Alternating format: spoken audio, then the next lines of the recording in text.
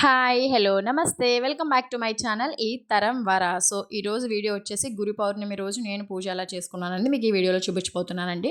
So, గురు పౌర్ణమి అనేది ఈ year లక్కీగా థర్స్‌డే వచ్చింది కదండీ! సో, గురువారం వచ్చింది. సో, గురువారం రోజు నాకు స్కూల్ ఉంటుంది. సో, నేను ఎర్లీ మార్నింగ్ లేచి డైలీ చేయాల్సిన పనులన్నీ చేసుకొని, వంట చేసి పక్కన పెట్టి పిల్లల్ని రెడీ చేసి, అప్పుడు నేను స్నానం చేసి పూజ అయితే ఇట్లా చేసుకున్నాను సాయిబాబా గారికి.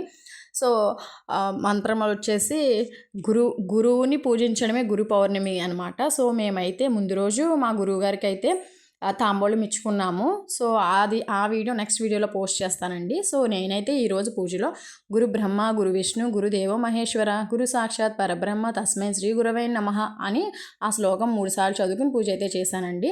సో, ఇంక నెక్స్ట్ ఆఫ్టర్‌నూన్ వచ్చేసి మా ఇంటి దగ్గరలో ఉన్న అద్దాల సాయిబాబా మందిరం దగ్గరికైతే వచ్చేసాము.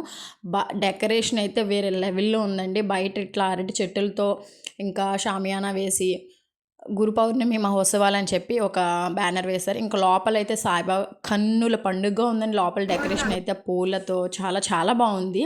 ఎక్సలెంట్‌గా ఉందనమాట. ఇంకా సాయిబాబా వారిని దర్శించుకొని అన్నప్రసాద వితరణకైతే వెళ్ళాము. భోజనం కూడా చేసి ఇంకైతే స్కూల్‌కి వెళ్ళిపోయామనమాట. ఇంతే ఈ వీడియో. ఈ వీడియో కనుక మీకు నచ్చినట్లయితే లైక్ చేయండి, షేర్ చేయండి, కామెంట్ చేయండి, సబ్స్క్రైబ్ చేసుకోవడం మాత్రం అస్సలు మర్చిపోద్దండోయ్.